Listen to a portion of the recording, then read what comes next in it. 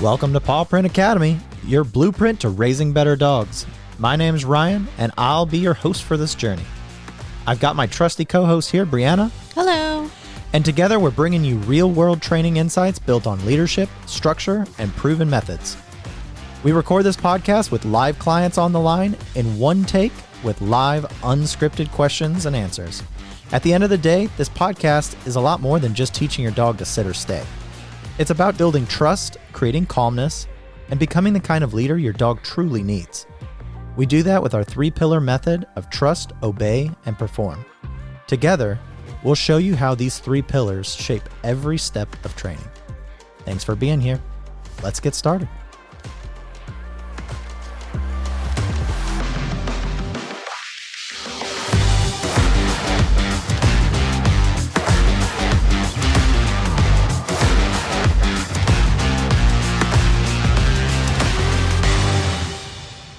Hey everybody, episode 15, Place and Space Command. I had a whole thing lined up to say to that, and then I forgot it all. So I was laughing right before we started here, and I just totally forgot all of the buttons on this soundboard and how to do all this stuff. You just take 1.5 weeks off, and then everything falls apart. Yeah. Okay, so episode 15, Place and Space. Teaching calmness in the home. Yeah. Everything that we do is basically related to dogs and pets in the home. That's what we talk about. And tonight we're going to talk about our core idea, which is that place as a command teaches dogs how to stay calm and neutral around everyday household activities. So it gives the dog a clear picture of having a job, and it reduces the chaos and the random things that are going on in the home, and builds impulse control, at least when practiced consistently. Yeah. So as we jump into this, welcome back from the little extended break from our last episode. We had Christmas and then New Year's, and then the 1 week or so that we take off each year, and we just work with our own dogs and go on adventures and try to survive the random North Carolina weather the weather snaps. crazy. Right. 1 minute it's 31 degrees, the next minute it's 70 degrees outside. I know, it's so crazy. And you don't know whether to wear a parka or sunblock. And it's killing me right now. Yeah. Just put both on. Just put both on early in the morning. You're ready to go. So as we get into our topic tonight, this is Brianna's favorite topic. Yeah. She loves some place. Yeah. Place and threshold manners are my 2 go-tos. to the point where she brought a place bed for her dog on vacation. Yeah, I bring them everywhere. Everywhere. Even if it's not like a place bed, it's like a towel or a rug or like a mat or something for sure. Right. And we're going to talk about why that's important, right? Yeah. So why having those definitive boundaries on a place bed or space is really important to the dog.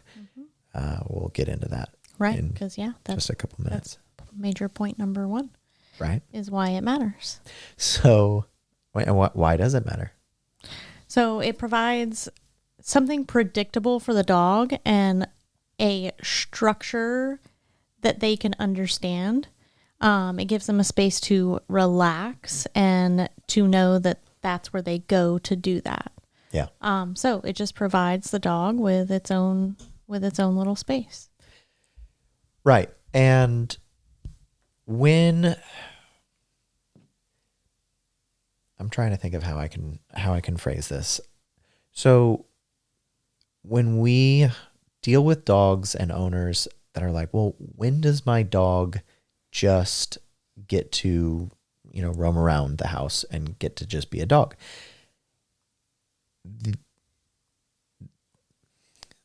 The double-edged sword to that comment is that when a dog is just being a dog, inevitably they're going to make dog decisions. Mm-hmm.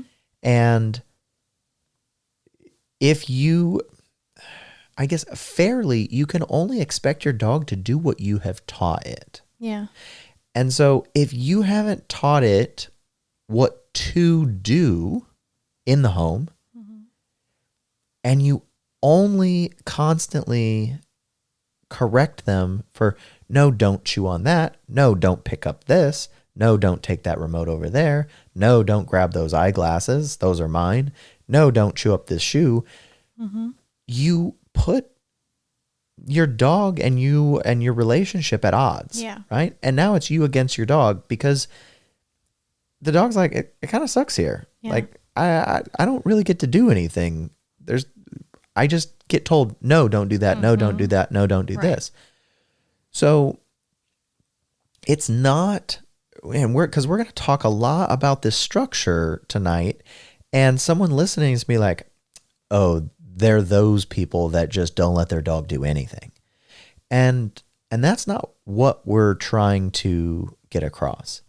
But if you haven't, you don't fix reactivity, a dog reacting to another dog, without giving the dog a job to do. Yeah. Telling them what you want them to do. You can't create or change behaviors without teaching a dog what you want them actually to do instead. Yep. So when we let the dog just be a dog, well, the dog has different motivations than you do. They have different things that they find value in than you do. So they're not going to make the same decisions that you would make. And that by itself can create stress, especially with a newer dog or with an owner that isn't used to having a dog around. And now they do have one, and they're like, well, the dog I had 10 years ago, they were just chilling. Yeah. They were fine. Well, the memories that owner has of that dog is mostly like towards the end of its life. It's not all, usually people don't remember back to, oh, I remember that first year that I had this dog and things were crazy.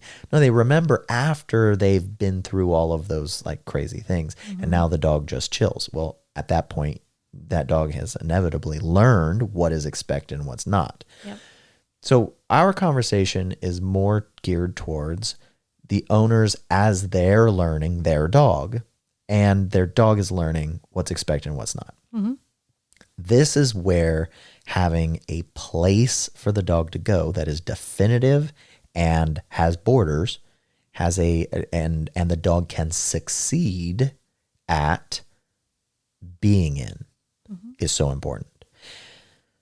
Whether that space is a fenced-in little area, which we can apply to the backyard, the front yard, any yard, right? A definitive like fenced-in area keeps the dog from making bad decisions like running away. Yeah.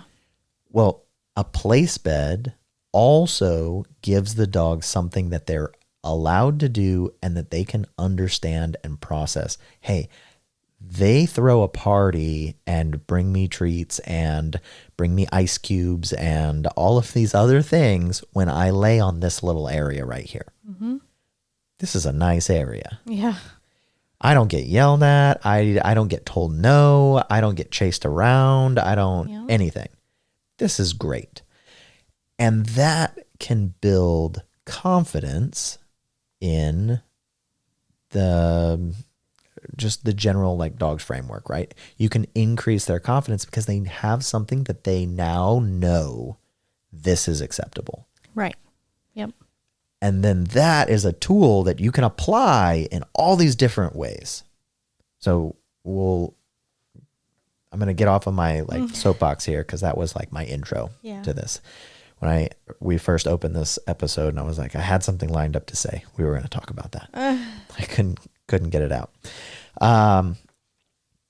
So place teaches a fixed location that then gives the dog this kind of like neutrality Yep. in the home where, hey, this is just a chill zone. Yeah. Nothing bad happens to me when I'm here. It's safe. My parents just like let me relax. Yep. It's a place. Sometimes they like bring me fun and yummy things, or maybe I get to chew on a bone or play with a toy in this space. Yep. This is a cool spot. That's what we want to cultivate with a dog. We don't just want it to be, no, you go over there. Mm-hmm. No, we don't. That's not how we want to interact with our dog at all. Yep. But it gives us that thumbs up to the dog that's like, yeah, this is what I want you to do. So now you can very fairly and very clearly be like, no, don't chew on that shoe. Go over here and be on this in this space. Yep. No, don't go in that laundry room and go through all the laundry. Go to this space. Right. It prevents the rehearsals of those like behaviors that you just don't want in a dog, whether they're like chewing on things in your house, grabbing things, like you said, just kind of causing chaos in the home. That's how you prevent those behaviors from just repeatedly happening and just having to shut the dog down. Right. Instead of doing that, give them something to do. Right. And then the next thing is when you have guests over. Yeah. Right. That is a place command is integral to our guest protocol, or what we would explain to owners is this is the process of doorbell goes off, and we want to teach that doorbell interaction as a precursor to going to my place. Yep. So that's the cue, right? And now it's like, oh, I go to my place and then I can see who it is. And see who it is not let me go crowd the door and jump on someone. It's maybe I put this place bed in a way that they can see straight line to the door. Yeah. So that then when someone comes in, they're like, I'm one of the first ones to get to see who this is. But I can only see that from my place. Yeah. Just as an example. So the end state here is that place allows a reduction in the anxiety that can pop up in a dog from not really understanding why everything that they do, especially with young puppies, everything that they do is like a no-go. Yeah. We deal with this with Dexter all the time. Dexter loves to create chaos. He loves to bite stuff. He loves to hold things in his mouth.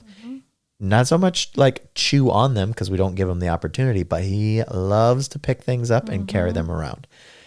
And inevitably, if you allow him to just roam around the house, he's going to find something to pick it up because he invents a job. He needs something to do. Well, giving him a place command is a job. Yeah. And it puts him in a position where he's like, I'm doing the right thing. I'm doing it. I'm doing the thing that they told me to do. Yeah. Instead of him deciding what to do, which is for sure going to be not what I want him to do. Yeah. He ping pongs around and he's like, I'm going to pick this up. I'm going to pick this up. I'm going to pick this up. Right. Looking for work. Yeah. Right. All right. So the next thing that it does is it strengthens or gives you the ability to start strengthening their impulse control. Yep. Because once they're on a place, now you're dealing with the impulse control of whether they're going to stay there or not. And so now that gives you it puts you in position to then to work with your dog, right? And it puts you in a position where when they step off of their place, now this is a training event. Yep. Right? And now it's, no, I asked you to stay on your place. Oh, okay. And you see him like fidget or yawn, stress yawn, or whatever it is. And maybe all you did was just step towards them and they're like, spatial pressure. And they step back onto their place bed. Yeah. Now their brain is processing, I have to stay here. I got to stay here. I got to stay here. I got to stay here. That is super valuable. Yeah. Because now you're able to actually work on that impulse control in a way that is simple. Yep. if you try to break down impulse control, but you're out at a park and dealing with squirrels and wildlife, and you as an owner, let alone a trainer who may be educated and looking for some of these things, if you're trying to sort through all of the variables and the nuances and the body language and the distractions to reliably and clearly communicate to your dog how you want them to control themselves or control their thoughts in that environment, good luck. Right, because the dog just doesn't no way. ignore it. They have something else to do that's more important to them and more motivating to them than So that's the outside. just not going to be a successful strategy, is to work on impulse control in the moment and in the heat of the moment of the impulse. Where you work on the impulse control and where you build it is in that controlled environment where, hey, they want to come off of that place, but they're able to think through it. And that's where we build that pattern recognition and we build those successful repetitions. Okay. I'm referring to my notes real quick. I hit all of my other points here. So when owners get really wrapped around the axle of obedience commands and well, I just want my dog to come, or I want my dog to down, and I just want them to stay down. There is a lot of value in the place command, but when we're super focused on just commands like no, come, stay, down, what do you use to kind of explain the value of that place command to an owner that's kind of really, I guess, zeroed in on obedience more than what I would consider emotional regulation? Right. So that's what I always kind of like lean towards the conversation of is like, and we had this conversation this morning. It's like a lot of dog training is teaching a dog how to do nothing, because that's not a part of training that anybody does with their dog. And if you do, cool, I'd love to hear about it. But I have never met just a regular pet dog owner who teaches their dog how to do nothing. You know, they're always kind of trying to teach them how to do something. And so a dog inevitably just learns how to go, go, go, go, go. And then at 1 years old or however old, the dog is just so hyped up. People are like, I don't know what to do with all this energy. But we've spent the dog's whole life teaching them to go, go, go and do something, do something, do something. Yeah. So the value in teaching a dog how to do absolutely nothing other than just kind of be on this place and go relax while I do something is a crazy amount of training that is invaluable to most people. So give me another, or give our listeners another example of like how you use place like out with those other distractions. Yeah. So like how does it translate? Right. So it's building in like to a degree, place can be an obedience command, right? If you teach a dog place, that's something that they know how to do. And you can translate that into environments that make the dog nervous or, just a different level of distracted, really. It doesn't even have to be fearful or nervous or anything like that. But I do use that a lot for dogs. Like I set up in parking lots with a place bed, and I do a place bed because there's a difference of taking a dog out to a different textured environment like concrete or grass or dirt or whatever and asking them to sit or down. Most dogs are going to feel unnatural the first time or two doing that, if not more times than that. But if you take a place bed, the dog is familiar with that, and asking them to go to that place, you can then ask for sit and down while on that place bed and build in more obedience while working through those distractions. So it's just a familiar thing that you can give your dog, right? I mean, a lot of people bring like blankets and dog beds and stuff like that with them to different places because it's their dog's like comfort item. I mean, essentially, like that's how I use a place bed. It's a dog's comfort item, right? I take it everywhere, and it can be a soft one. Most of the time we just use the elevated, but it's a dog's comfort item. It's their space to relax. It's like a kennel space to a degree, but they get to be in the space with you and kind of hanging out. So they're learning that they have the choice of hanging out with you in their own designated area and not be confined to the kennel, right? It's just laying on a place bed in whatever comfortable position they want. And I think a lot of people always think that even if you're on a place bed, the dog can't be doing anything, but we are all the time rotating like bones and chew toys and things like that for the dogs on place because it gives them something to do. And inevitably they're like, okay, I'm kind of tired now. I'm going to take a nap. Yeah. Love it. Okay. So how do we teach it? So teaching the command clearly. Let's break this down. Yep. So when we first start teaching place, I like to try to shape like their behavior in this situation. And so what that means is I'll start with, I guess, to back this up for a second. So there are elevated place beds, which is my preference to use when I first teach this. And a place bed can be anything, right? Yeah. Place bed can just be like you were saying, just a mat, a towel, a little square, a little carpet square, or whatever. The value of an elevated place bed is that it builds a very definitive vertical change of level, right? Change of elevation when the dog steps off of it. And I think that's really, really helpful when you're first trying to teach a dog. Yeah, for sure. To be on a place. Because not only does the dog have to break the perimeter, but they also have to change levels. Yeah. And when a dog has to step down and off of something in order to break that, it's very clear that the dog is now off of their place. Yeah. When you do it on just a mat or a fuzzy padded whatever, right? All the pet stores sell all sorts of different versions here.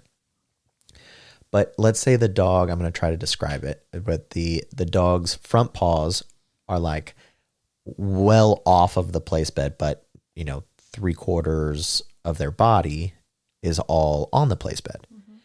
Well, are they on or are they off? Yeah. And this is always something that usually gets asked in the middle of the lesson is like, well, when do I correct them? Well, that's up to you, but whatever your level is has to be exact and it has to be consistent. Yeah. Otherwise, the dog's like, I am on my place. Yeah. What do you mean? Right? And then we always end up seeing like the army crawl, right? Where the dog's just like, do, do, Yeah, do, those do. are so funny. Right, yeah. I am just gonna kind of inch off of here, but I'm still on my place. It's just a scooch. Yeah.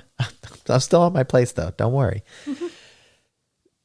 So the way that you avoid that is except with maybe a certain Frenchie that I know, who will just like hang themselves off of the edge of the bed either way. And I know it's not even comfortable. So it's ridiculous. So, but the elevation allows the dog to be very, very clear when they step off of that or they come off of that. Now they're touching the ground. You can correct them. You can be like, no, that's wrong. And when we correct that, we can just step towards them. We take that space away, that spatial pressure. And in most of the times, the dog will just back up. Yeah. So I like to take that bed and I like to move it into a position where I can likely get the dog to cross that threshold or to walk across it. Yeah. If you have a dog that just refuses to like walk on it, then we have a different issue, right? And we can start by just getting them near it and we can mark and then reward. You guys can use clickers, we can use our verbal commands, we can use any type of marking process that you've already built into the dog. So dog gets near the bed. Cool. I mark it, reward, over and over and over. Then I'm able to get them a little closer and a little closer. Eventually, we get front paws onto the bed. We continue to mark that. Then we get the all 4 paws onto the bed. That's an important level that we've got to get to. Yeah.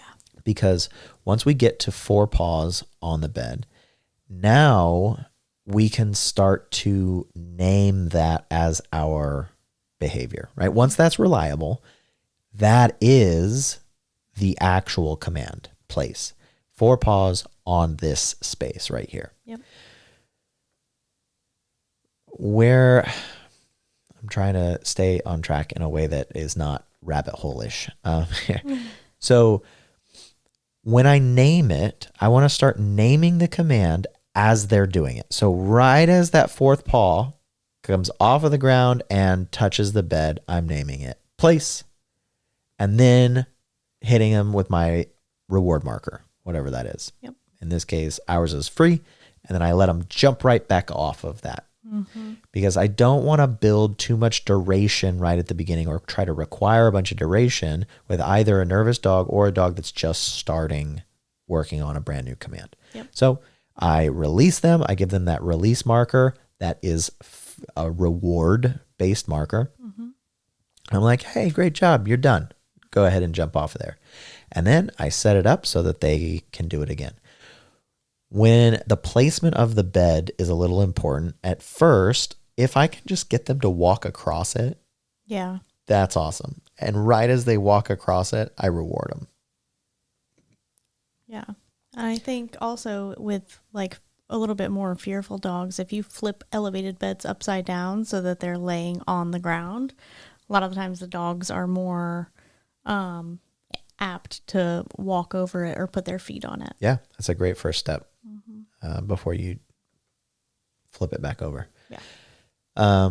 Okay, so once we've got a dog that will put all 4 paws on the bed, this is an important definition that I want to talk about. So the reason why we encourage, or the reason why we require 4 paws on the place bed and not a down or a sit is because those are even more demanding positions.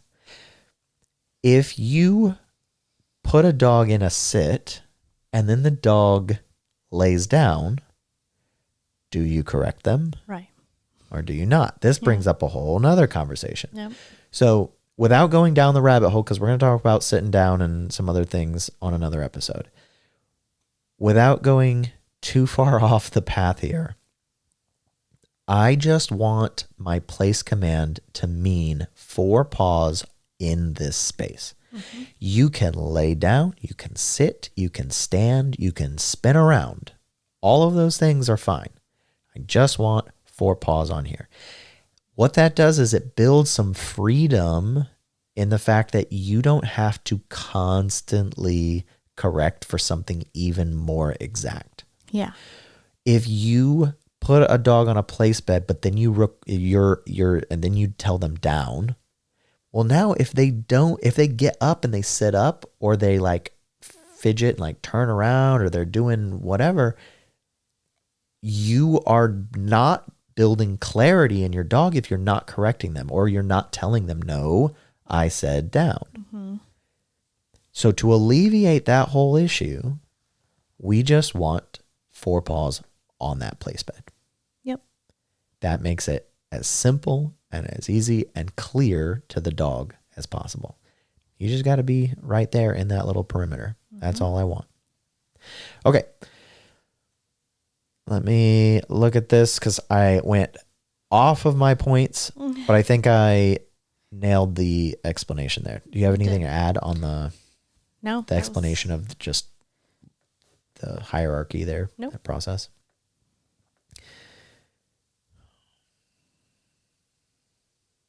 So We talked about duration. building short, clean reps. Yep. That one's really, really important. So the next step, once I am able to get the dog to go onto their place, hop off, come get the treat. I do that a whole bunch of times. Then I can start building some duration. Really short, right? The 3 Ds of dog training or of that come into play later, the more advanced issues, right, is our distance, duration, and distraction. Those 3 things always work against us, and we're always using them to try to proof our commands. So once the dog will reliably go onto their place bed and hop off, now we start building duration. And with duration, I want to start real simple. 2 seconds, 3 seconds, 4 seconds. That allows you to just hold the dog in place just for a little bit. And then you release them with that free command or that whatever your positive release is. I hope that makes sense. But speed and quick releases with short, clean reps is really, really, really important. And the number one thing that I see dog owners do wrong when they're training is that they get so excited that their dog's listening and they're breaking through and they're like, yeah, this is awesome. And we go into testing too quickly. Yeah. Right? And you're like, oh, I wonder if I can walk around this counter Yep. and get them to stay. Oh, wow, they did. This is so great. I wonder if I can go and disappear down the hallway. Oh, they did. I'm going to walk outside immediately. And it's like, no, stop. Yeah. Stop. Because at the point where you push it too far and they fail, you've actually taken 3 or 4 steps back. Yep. And you don't realize that you have. And you need to build those perfect, clear repetitions with enough frequency and enough repetition to drive that pattern home in the dog's brain before you make it more difficult. Yep. And so if I can advise anyone listening on the most important thing is just go slow. Yeah. Go Baby slow steps. when those baby steps and really make sure that you've got it. I'm not talking, oh, well, he's done it like 10 times. I am talking way more than 10. Yeah. Right? And your dog is going to for sure decide on how many is appropriate, but way, way more. When we do a dog, we bring a dog in for a program, we're doing hundreds of repetition to build then the next step in, right? 10 is not enough. Yeah. But it is excruciatingly painful to be like, well, I just did this for the 20th time. Right. I know, but that's what dog training is. Yeah. That's how we build that reliability. Yeah. You can't get around it. Over and over. Yeah. All right. What's your preferred first session for introducing place? What does that look like to you? I think you kind of described it, right? I set the bed up against a wall typically, so I can just walk the dog over. Most dogs, especially if they already have a place bed, most dogs do, but they just don't have a command built in for it. Pretty easily. A wall's really good because you can stand on the other side and then walk them Right. through between you and the wall. Right. Yeah. And a lot of times dogs don't even realize. And if you stop and take a pause right there, then you can just give them the release and they don't even understand what's happening at first. So That's a good that's technique. pretty much, my favorite is just walking them over it. But like I said, if the dog already has a bed, then it typically, clicks pretty quickly for a dog to be like, oh, okay, I'll just go lay on my comfy bed over here. What do you think is some of the mistakes that make place training kind of fall apart early on? Not giving a break command and just letting your dog get off without saying anything. Okay. Yeah. So That's a big one. either pushing it too far too fast. Right, and that's my other one, yeah. Right. And so I kind of talked about that, but also the other one is more innocent. It's well, let's say that you've got some duration, right? And your dog does go to place reliably. Well, now you're watching TV and you're distracted and then your dog breaks place, and maybe 3 or 4 or 5 minutes in, and they break place and you don't notice, and then you just move on to another activity and you're like, oh, right, I forgot. And now your dog goes with you, right? And you just move on because you're like, oh, well, I forgot. I wasn't clear. I didn't realize. I didn't. And you blame. You're like, oh, well, it's not fair for me to correct them. I would disagree. Because you don't have to be mean about it. Yeah. But you for sure, at the moment that you do realize, you got to be like, oh, you tricked me. Yeah. Like, cool. I'm not going to, I'm not going to punish my dog, right? Like, but I'm for sure going to walk them back over there and be like, no, I told you to go onto your place and you tricked me and I didn't notice, but we're going to go back there and we're going to finish that out the right way. That's really important. Yeah. Because you'll make a lot of training dollars on this subject, right? When it's just because you messed it up and you didn't catch it exactly on point, doesn't mean that you can't just guide them back there through leadership. Yeah. And being like, no, this is where I want you to be. Right, and it takes a few extra seconds or minutes, right? But those are the things that matter and add up in the long run of your dog learning the difference of whether you meant it or not. Yep.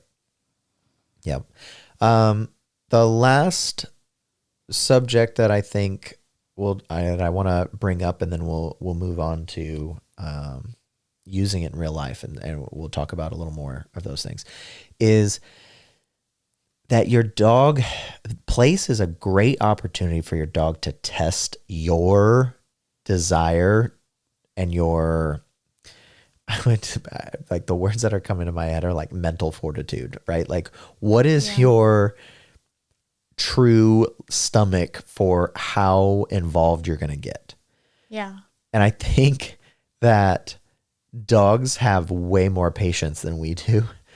And place is a great command for a dog to kind of like, it's a play on words, right? Sniff you out for how serious you're really going to be. Yeah.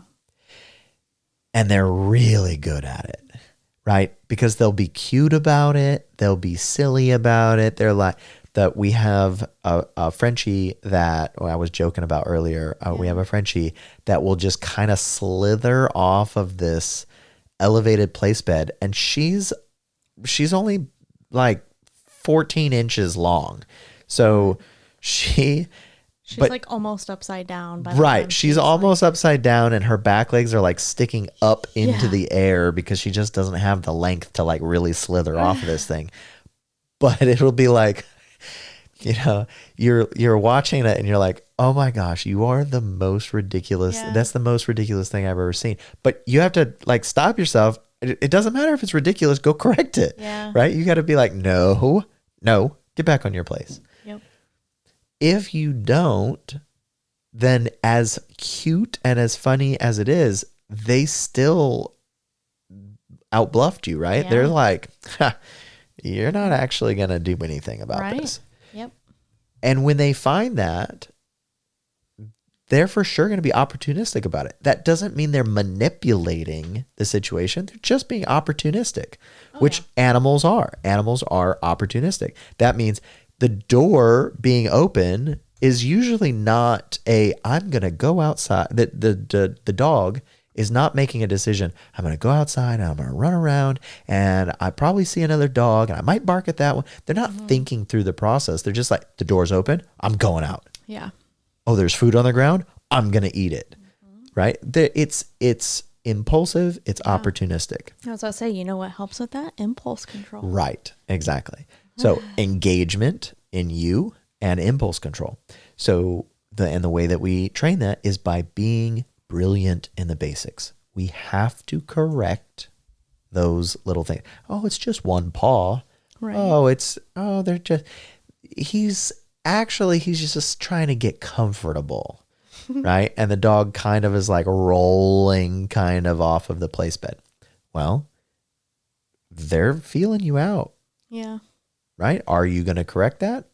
Is it a big deal? Is it not a big deal? Mm-hmm. Well, those are your opportunities. And what you do in those moments will define some of your other moments that you might not realize are related. Yeah. Yep. So inevitably, when the dog is barking at something, you're like, hey, knock it off. Or dog is chasing something and you're like, hey, come back here. Or you are out somewhere and you're like, no, get back under this chair or on my side, heel, come, do this, do that, whatever it is. Those things are related. Mm-hmm. If you're not holding your dog accountable in those calm, relaxed situations, you don't have a hope in the world at breaking through in those impulsive, crazy situations. Yep. Okay. The last thing that we're going to talk about tonight is using place in real life, where integrating it into our daily routines allow a lot of power in our, not just our training of a dog, but also in building our relationship with the dog. Every bit of training, dog training is not about control over the dog.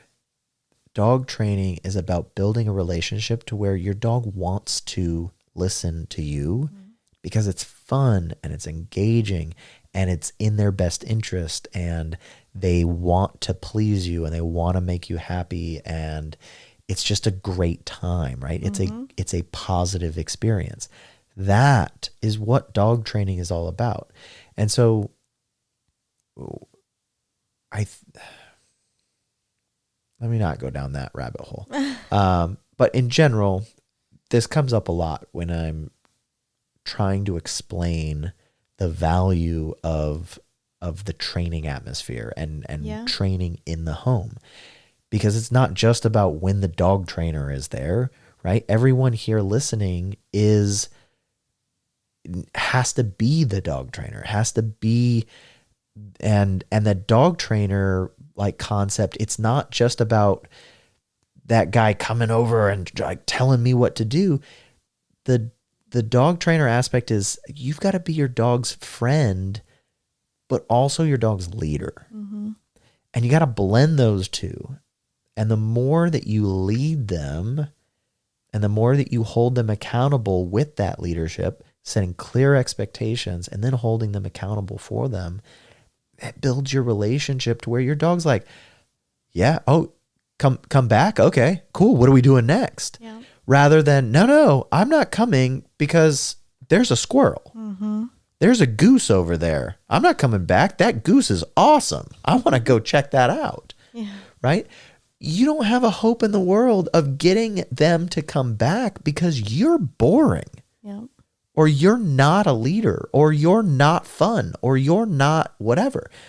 Dogs are always going to be that opportunistic animal. And it's like, if you don't, yeah, I'm super, super off on a rabbit hole now.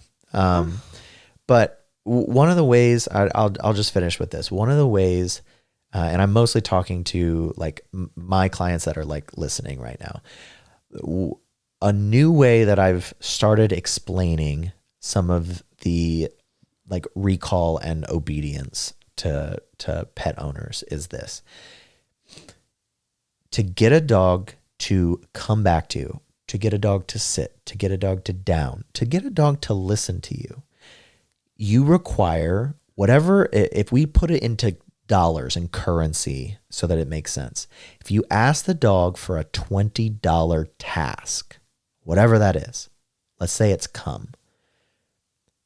It costs you $20 of something of this dog attention currency to break the dog's cycle of whatever it is that they're thinking of and turn towards you and come back to you. You have the ability to either provide a $20 reward that entices the dog and is like, oh, cool, I'm going to come and get that. Or you have to build $15 worth of relationship so that then you only need a $5 reward. That $5 reward might just be good boy. Oh, good job. But the reason why that now works is because you've built a relationship that fills the other $15 worth of void. And that relationship is, hey, I love doing stuff with my mom. I love doing stuff with my dad. I just can't wait to do the next thing, whatever it is, because it's so exciting and I love my life. That is $15 worth of your $20 ask, if that makes sense. Yep. Hopefully it does. All right. All right. Now we're back on track. Back to place. All right. So things that you can use place for in real life. I'm getting a side eye. So you can use it during meal times to prevent begging or crowding. Always a big one with dogs like hovering around the table, right? Yep. Sending them to place. It's going to be a great one. When guests arrive, to prevent jumping and overexcitement. People, inevitably all the time we see clients and it's always dogs pummeling guests, right? Yeah. Huge one of, does your dog have a place bed? Does he go to their place? Building in that guest protocol where it's doorbell rings, dog goes to place. Yep. And we can do that easily these days. Yeah. Doorbells, you can pretty much ring them on your phone a lot of times. Yeah. And even if not, you can create a distraction. You slip a hand outside, ring the doorbell, and then act like you're going to get it. Yeah. And the dog doesn't just go to place and come off place as soon as the guest comes in, right? If your dog is level 10 excited when a guest comes in, that dog has to stay on place until they are brought down to like a 1 or a 2 or whatever is an acceptable level of excitement for the guest. Because if they come off at a 10 of their place, they're just going to be at a 10 or a 12 by the time they get to the guest. Yeah, definitely. Using it during kids' playtime or busy household moments to create calm structure. That's a really big one. Like we have a lot of dogs that we see like with kids and things like that where they're not the most comfortable with kids or, they just don't like kids or any of that. They just don't like, guests coming over. All of those things can be managed with a place bed. Giving that space to your dog and saying, hey, this is your space to go relax while all this chaos is going on. You don't have to participate in it. Yeah. And the dog feeling like that is their option and their choice to be like, cool, I'm going to go over here and relax. Yeah. Gives them that security to not be stressed about the situation because dogs a lot of times don't want to be involved in the chaos. You see a dog ping-ponging off of people in like a house party or whatever it is, a family get together, because the dog is excited by all the energy going on. Yeah. Giving them a place bed to go to gets them out of that energy level and brings them down to where they need to be. Right. And we can gradually increase the distractions as we build proficiency in that. Yeah. So then having people walk up and pet your dog while they're on place is actually a reality instead of just like a pipe dream. Yep. Release patterns. Let's talk about those. Yeah. So when we build a release with a dog, it's really important of how we pattern that. And the reason is because of classical conditioning. So classical conditioning is the process of creating something the dog doesn't have control over, but can predict something that's important to the dog. So the Pavlov's dogs was an example of classical conditioning where he rang the bell and the dogs then got the food, and they rang the bell and then gave him the food. And after a whole bunch of times, the dogs did not have control over the fact that when they heard the bell, they began salivating because they predicted that the food was about to arrive.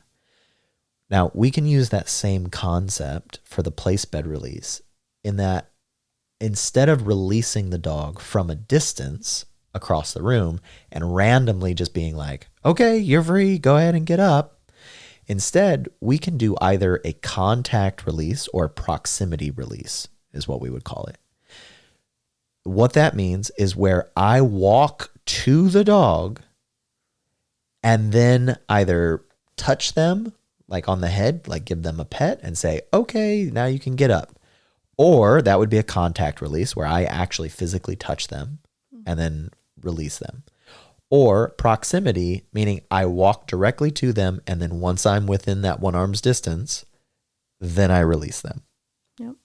What that does is you walking over there becomes the precursor to the release. Mm-hmm. That's really important because otherwise the dog will predict or self-release more often. Yep. Because they'll be like, I think he said free. Mm-hmm. I think I heard it. I heard it. Yeah. And they come running off and they're like, yeah, I heard it, right? And you're like, no. And then you have to go back and put them on place. Yep. So we can avoid that by only releasing our dogs once after we have walked up towards them and either touch them if you're using a contact release or you've gotten very close to them as a proximity release.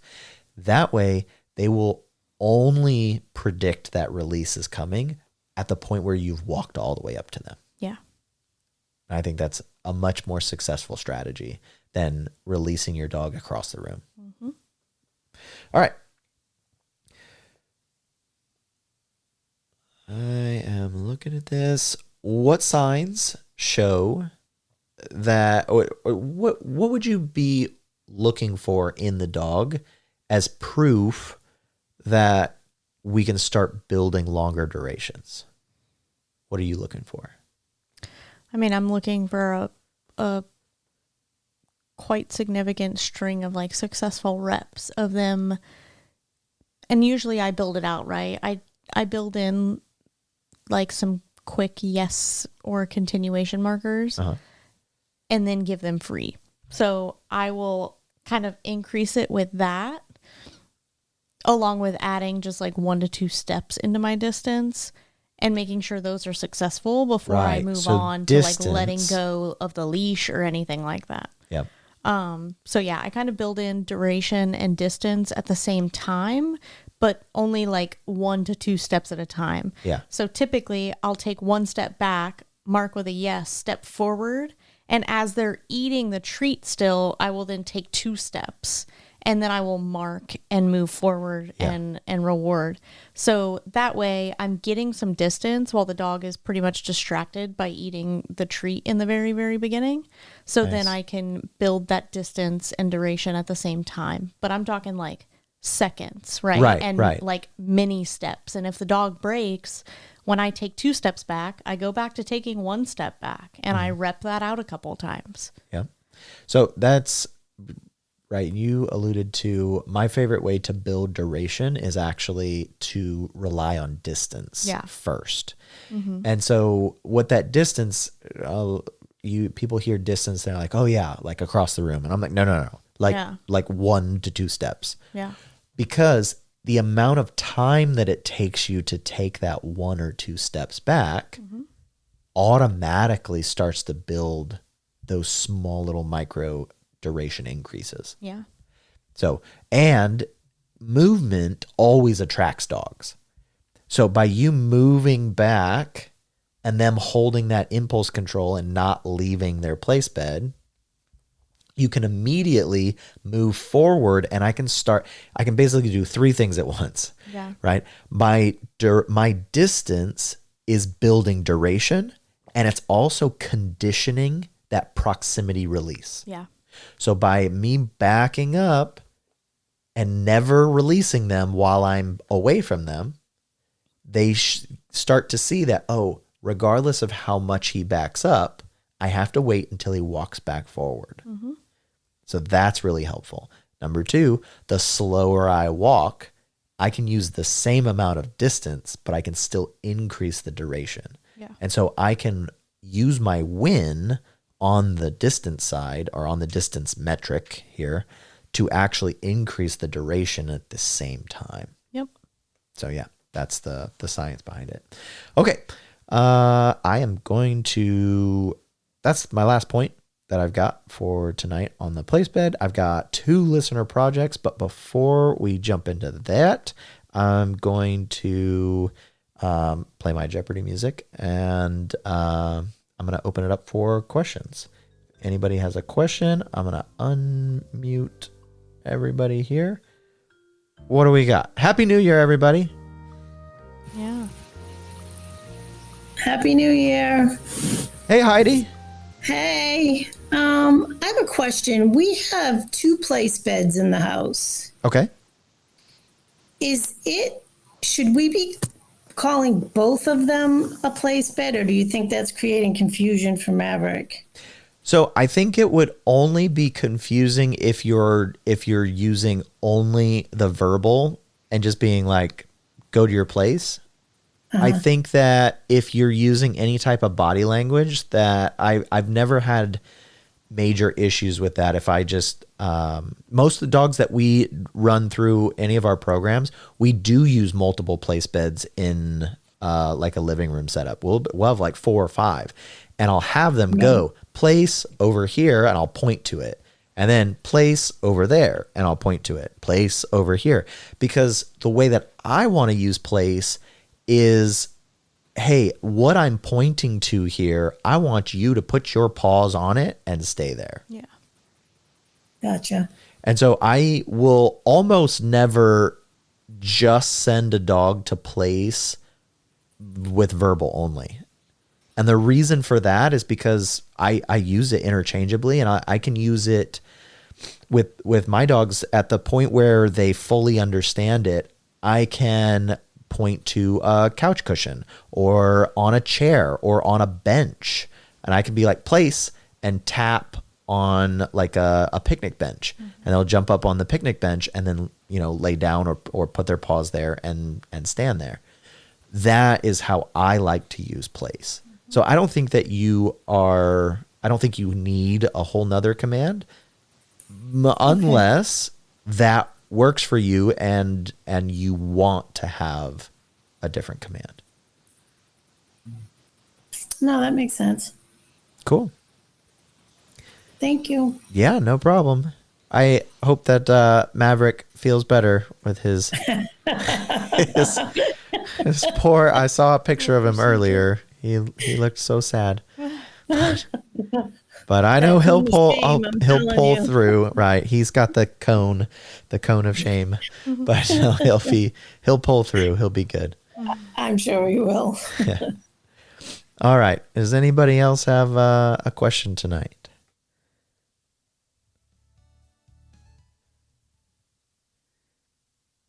All right. I'm gonna jump in.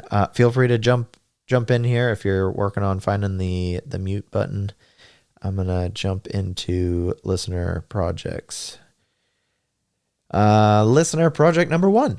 So we actually detailed this pretty well, but introduction to place. If you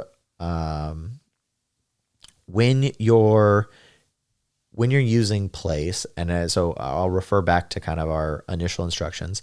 The project here is actually going to be try to incorporate a toy or a chew or an activity for a dog to only get to do on their place bed.